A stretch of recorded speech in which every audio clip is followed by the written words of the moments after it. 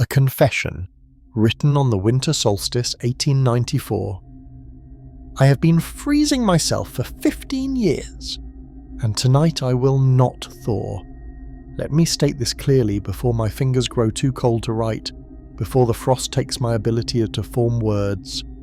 I have been gradually lowering my body temperature every winter for 15 years, deliberately, systematically, reducing my core temperature degree by degree, winter by winter, until my blood moves sluggishly through my veins, until my breath comes in shallow gasps, until my skin has taken on the blue-white pallor of snow.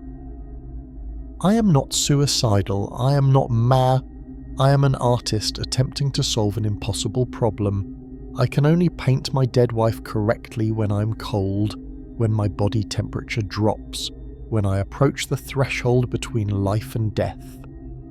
When I become temporarily as cold as she was in the moment I lost her. And this winter, this 15th winter, I have discovered that I can paint her perfectly, exactly as she was. Every detail, every nuance, every subtle gradation of colour and light that has eluded me for 15 years. But to maintain this clarity, to hold on to this perfect vision, I must remain cold. Colder than I have ever been. Cold enough that thawing might kill me, cold enough that my body may have forgotten how to generate warmth. Cold enough that I no longer wish to be warm. My name is Julian Ashworth. I am 47 years old, though I look 70. The cold ages you, destroys you from within. I was once a successful portrait painter, commissioned by wealthy families, exhibited in London galleries. Praised for my ability to capture not just likeness but essence, the interior life of my subjects made visible through careful observation and technical mastery. But I have not painted anyone except Catherine for 15 years. My dead wife, my only subject, my obsession, my reason for continuing to draw breath even as that breath grows colder and shallower with each passing winter. Catherine died on December the 21st, 1879, 15 years ago tonight, the winter solstice. She was 28 years old. We had been married for 3 years. She died of pneumonia, sudden, aggressive, merciless. Healthy 1 week, feverish the next, dead within 10 days. I was holding her when she died, felt her body grow cold in my arms, felt the warmth drain from her skin, felt her transform from living woman to cooling corpse in the space between one breath and the failure of the next. And in that moment, in that precise moment when the warmth left her, I saw her clearly for the first time, truly saw her. Not as she appeared in life, animated by movement and expression and the constant flux of living, but as she was in her essential form, her true form, the permanent Catherine beneath the temporary Catherine, the face that would last, the beauty that death had revealed rather than destroyed. I tried to paint her from memory immediately after the funeral, set up my easel in my studio, mixed my colours, attempted to capture what I had seen in that final moment, but I could not do it. Could not remember the exact shade of her skin in death, could not recall the precise angle of her closed eyes, could not reproduce the stillness, the absolute perfect stillness that had made her face so beautiful. I tried for months, painted version after version, destroyed each one. They were wrong. All wrong. They showed Catherine alive, or my memory of Catherine alive, but not Catherine as she actually was in death. Not the truth I had glimpsed and lost. I was failing, and I knew I was failing, and the knowledge was destroying me, until the first winter after her death. Welcome to Fright Club. Here we honour the old masters, Poe, Jackson, the writers who knew that the deepest horror comes from within. We craft tales in their tradition, psychological, visceral, unflinching. Subscribe for more Gothic horror. comment where you're watching from. Now, let me tell you how the cold gave me back my wife. December 1880, 1 year after Catherine's death, I was in my studio attempting another portrait, failing again. The face on the canvas was Catherine, but not Catherine, close but wrong, a lie masquerading as truth. The studio was freezing. I had neglected the fire, had been too absorbed in work to notice the temperature dropping. My fingers were stiff, my breath visible, my body shivering involuntarily, and suddenly, I saw her. Not remembered her, saw her, as clearly as if she stood before me. Every detail, every subtle variation of tone, every precise angle and shadow. The cold had done something to my perception, had slowed my mind, had stripped away the living memories and revealed the death memory beneath. The true memory, the one I needed. I painted feverishly for 6 hours. Did not stop, did not warm myself. Maintained the cold at all costs because I knew with absolute certainty that if I warmed up, the vision would disappear. And I was right. When I finally had to stop, when hypothermia forced me to the fire, the clarity vanished. I looked at the canvas and saw a good painting, a skilled painting, but not perfect, not Catherine as she truly was. But I had proved something. The cold was the key. The cold gave me access to what warmth obscured. I began experimenting. The next winter, I deliberately lowered the studio temperature, worked in freezing conditions, and again the clarity came, for longer this time. I painted for 8 hours before I had to stop and warm myself. The painting was better, much better, but still not perfect, still not quite right. I needed to be colder for longer. Over 15 years, I have systematically trained my body to endure progressively lower temperatures year by year, winter by winter, degree by degree. The first year I worked at 40 degrees Fahrenheit, uncomfortable but manageable. The second year, 35 degrees, painful. My fingers cramped, my joints ached, but the vision was clearer, the painting was better. The third year, 30 degrees, dangerous. I had to take breaks every 4 hours to prevent frostbite, but the painting captured something I had not achieved before, the exact texture of Catherine's skin in death, the way it had seemed almost translucent, almost luminous.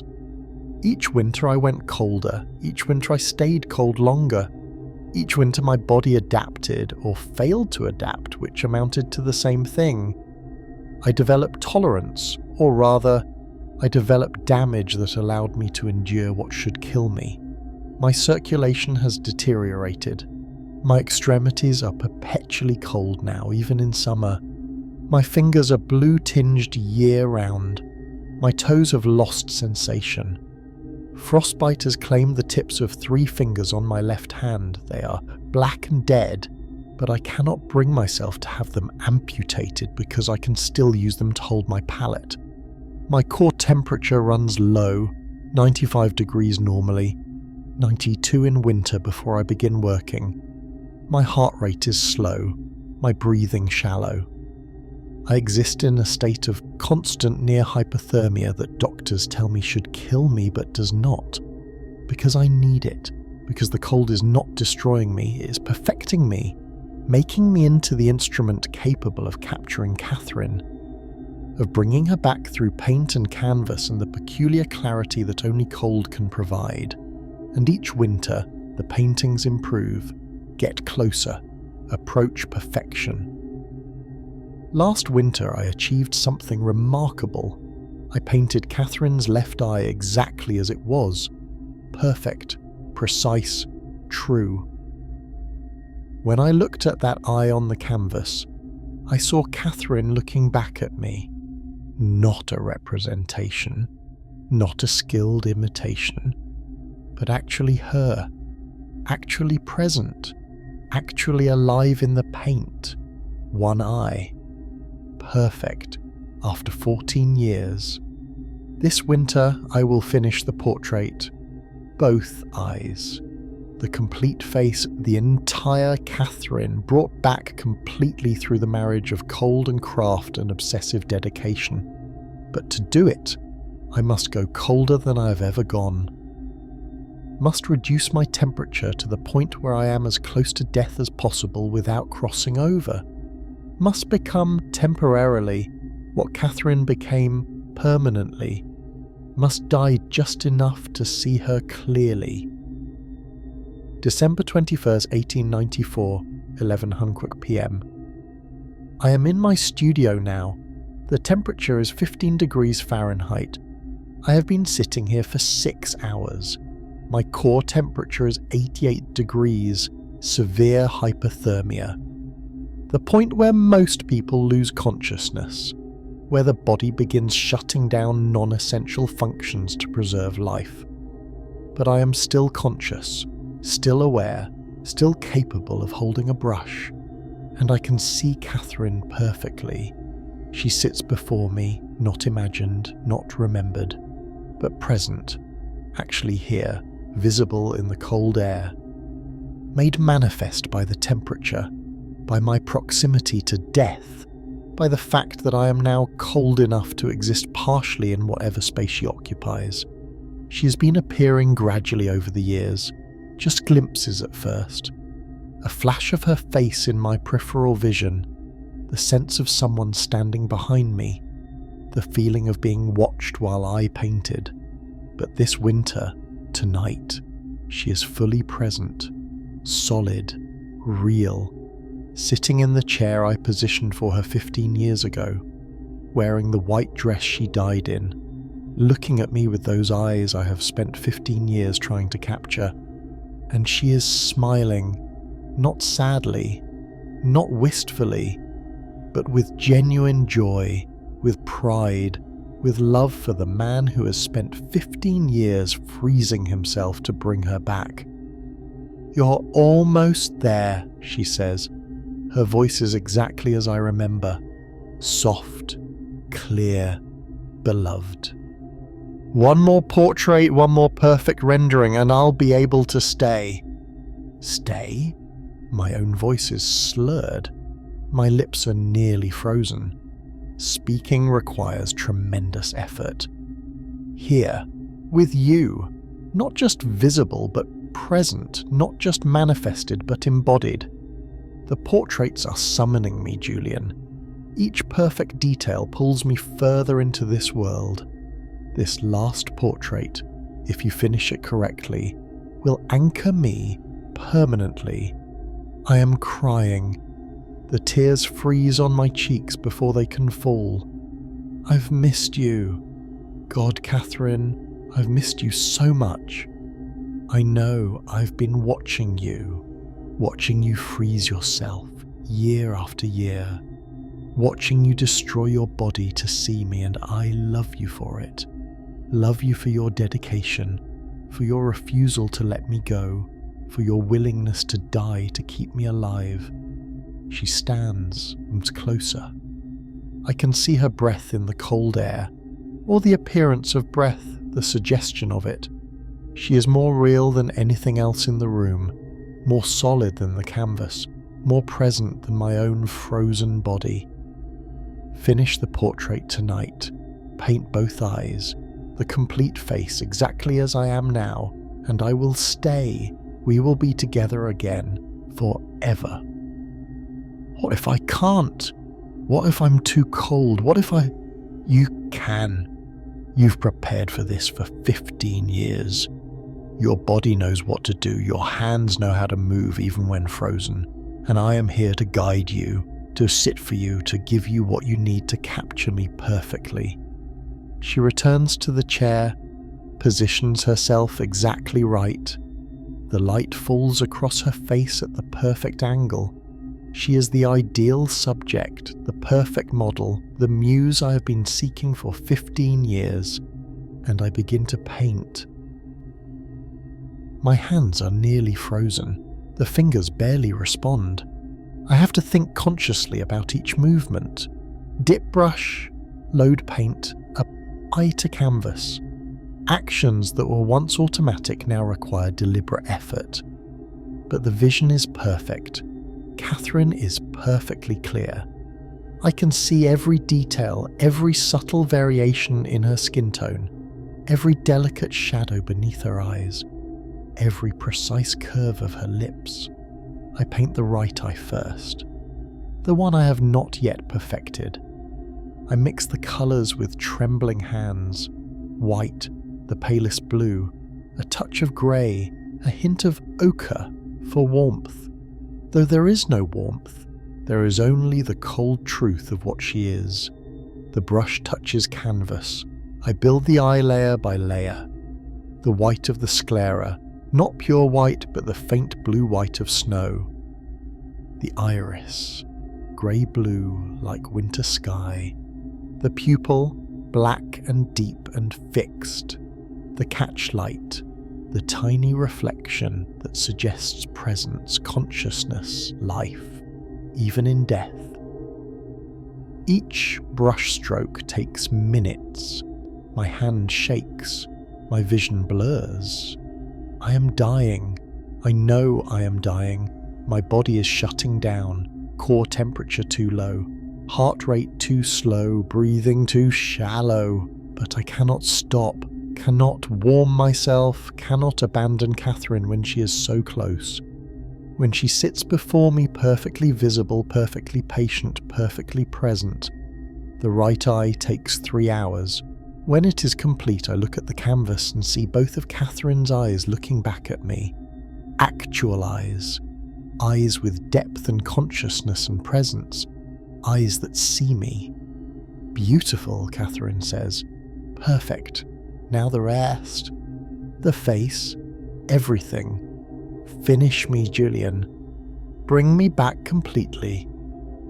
I paint the nose, the subtle shading that suggests bone beneath skin. The delicate highlights on the bridge, the shadows in the nostrils. I paint the mouth, the precise curve of lips, the soft fullness, the slight parting that suggests the possibility of speech. I paint the cheeks, the jawline, the forehead, the temples, every inch of her face built up layer by layer, detail by detail, truth by truth. My vision darkens at the edges. My hands have stopped shaking, not from steadiness but from cold so extreme that trembling is no longer possible. My fingers are black, dead tissue, but still moving, still holding the brush, still serving their purpose. 4 more hours, dawn approaches, the longest night ending, the solstice completing its dark apex, and the portrait is finished. I set down the brush. Look at the canvas and see Catherine looking back at me, not painted Catherine, not represented Catherine, but actual Catherine, present in the paint, embodied in the image, alive in the portrait. It's perfect, she says. You did it. You brought me back. And she steps out of the chair, walks toward the canvas, reaches out to touch it. Her fingers meet the painted surface, and instead of touching solid canvas, they sink into it. She is merging with the portrait, becoming one with her own image, embodied through representation, made real through perfect rendering. She turns to me, smiles.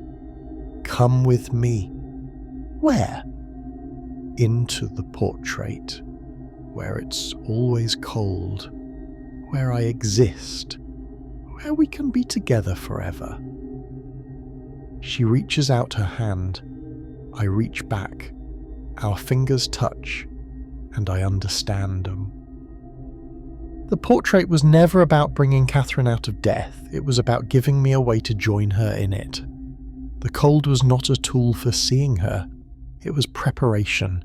15 years of dying slowly so that when this moment came, When the portrait was perfect, I would be ready to cross over completely, to leave warmth forever, to exist in the cold space where Catherine has been waiting, to become permanently what I have been becoming gradually, a frozen thing, a work of art, a perfect rendering of devotion. I take her hand, and together we step toward the canvas.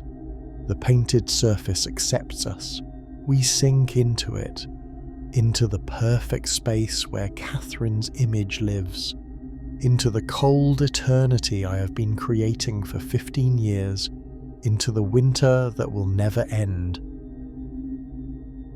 The handwriting here becomes irregular, the letters formed with obvious difficulty. I am inside the portrait now, with Catherine. We exist together in the space between paint and canvas and cold. It is beautiful here, perfectly still, perfectly silent, perfectly cold. Catherine is beside me. She is smiling. We are together, finally together. After 15 years of freezing myself to see her, I can see her always, touch her always, exist with her always. The cold does not hurt anymore. It is simply what we are. Temperature made permanent, winter made eternal. I am happy, happier than I've been since the moment she died, because we are together, and we will be together forever, in the cold, in the portrait, in the space where living and dying meet and merge and become art. The final entry barely legible. So cold, so perfect, so complete. Catherine forever. Editor's note. This confession was discovered on December 22nd, 1894, in Julian Ashworth's studio. His body was found before his easel, dead from hypothermia, core body temperature at discovery 75 degrees, room temperature 12 degrees Fahrenheit. The body showed evidence of chronic cold exposure, severe frostbite damage to extremities. 3 fingers on the left hand had been dead for years but not amputated. Circulation to limbs was severely compromised. The skin was blue-white throughout. The man had been living in a state of perpetual near hypothermia for years. Cause of death: hypothermia and cardiac arrest. Natural causes technically, though the circumstances were anything but natural. On the easel was a portrait of a woman, Catherine Ashworth, deceased 1879. The painting was extraordinary. Contemporary critics called it Ashworth's masterwork, possibly the finest portrait of the Victorian era. The technical execution was flawless, the emotional depth unprecedented. But what made the portrait remarkable was its peculiar quality of presence. Those who viewed it reported feeling that Catherine Ashworth was not merely depicted, but somehow actually present in the painting, that the portrait did not represent her but contained her. One critic wrote in 1895, "Ashworth has achieved something previously thought impossible. He has captured not merely the appearance of his subject, but her actual being." When you stand before this portrait, you do not observe Catherine Ashworth. You encounter her. She looks at you with eyes that see. She regards you with consciousness that persists beyond death. It is unsettling. It is magnificent. It is a kind of resurrection. The portrait was exhibited once, in London, in 1896. It drew enormous crowds. People waited hours to stand before it. Some viewers reported experiencing unusual sensations: sudden cold, the feeling of being watched, the sense that the painted figure moved slightly when not directly observed. After 3 months, the exhibition was closed. Gallery staff refused to continue displaying the portrait. Multiple employees reported the same phenomenon. When they were alone in the gallery after hours, they could hear breathing, coming from the portrait, slow, regular, the breathing of someone in deep sleep or near death. One guard working the overnight shift claimed he saw the painted figure move. She turned her head slightly, just a fraction of an inch, but I saw it. Her eyes followed me as I walked past, and when I stopped and looked directly at her, she smiled. The guard quit the next day, refused to return to the gallery, refused to speak further about what he witnessed. The portrait was returned to the Ashworth estate and stored in the attic. It remained there for 50 years. In 1946, during an estate sale, a collector purchased it. He hung it in his home. Within a month, he reported the same phenomena: cold spots near the portrait, the sense of being watched, the sound of breathing. He also reported something new. He began to see a second figure in the portrait, not painted. Not visible in normal light, but present nonetheless. A man's form, vague and indistinct, standing behind Catherine, growing clearer over time. The collector had the portrait analysed. X-rays revealed nothing unusual. No pentimento, no hidden layers, no evidence of overpainting. But photographs taken of the portrait over time show subtle changes. In the 1896 photographs, the portrait shows Catherine alone. In the Felix photographs, there appears to be a shadow behind her, barely visible, easily dismissed as artifact or lighting. In photographs from 1960, the shadow has definition, human shape, male, standing close behind Catherine, one hand resting on her shoulder. In photographs from 1970, the figure is nearly as clear as Catherine herself. The face is visible. It is Julian Ashworth, standing behind his wife, both of them looking directly at the camera, both of them present in the portrait despite only Catherine having been painted. The portrait's current location is unknown. The last confirmed sighting was in 1982, when it was sold at auction to an anonymous buyer. The buyer's identity was never disclosed. The portrait has not appeared publicly since. But there are reports, unconfirmed, unverifiable, but consistent. People who work in cold environments, meat lockers, ice warehouses, Arctic research stations, sometimes report seeing a portrait that shouldn't be there, hanging on a wall in a break room, propped against crates in storage, present for hours or days before vanishing. The portrait always shows the same subjects: a woman and a man, beautiful, formally dressed, painted with extraordinary skill, looking directly at the viewer with expressions that suggest awareness, consciousness, presence. And when people stand before this portrait in cold conditions, when the temperature drops below freezing, they report that the painted figures move, slightly, subtly, enough to suggest life, enough to prove that the portrait is not merely paint on canvas, but something else. Something that exists in the cold, something that persists wherever temperature drops low enough down to allow its manifestation. Some viewers report hearing words, not spoken aloud but breathed, whispered through the mechanics of respiration without the intermediary of voice. Join us. The cold is beautiful. The cold is eternal. Let yourself freeze. Let yourself see. Let yourself become art. No one has confirmed accepting this invitation. No one has admitted to stepping closer to the portrait, to touching the painted surface, to allowing the cold to take them completely.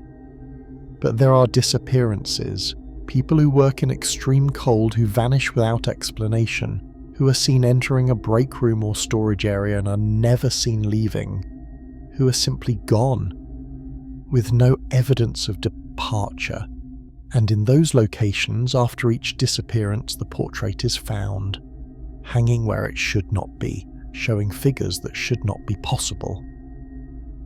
And each time it appears, there are more people in it, not just Catherine and Julian, but others, standing in the background, arranged in careful composition, each face different, each expression suggesting the same thing: contentment, fulfillment, the peace of having found exactly where they belong. The portrait grows more crowded with each sighting, more populous, as though it is not a single work of art but a gathering place, community of those who accepted the cold, who allowed temperature to transform them, who chose winter eternal over the brief, painful summer of living. Julian Ashworth spent 15 years learning to see his dead wife through cold, to make art from freezing, to perfect his vision through the systematic destruction of his body. And if the reports are true, if the portrait truly exists and truly grows, then he succeeded beyond his imagining. He did not merely capture Catherine, he created a space where the frozen can exist forever, where cold becomes permanence, where art becomes afterlife. The portrait hangs somewhere, in cold places, in forgotten places. In places where temperature drops low enough for it to manifest, and it waits, patient, still, perfect, inviting anyone who looks too long, who sees too clearly, who feels the cold deeply enough to understand what it offers. Join us. The cold is beautiful, the cold is eternal. Become art.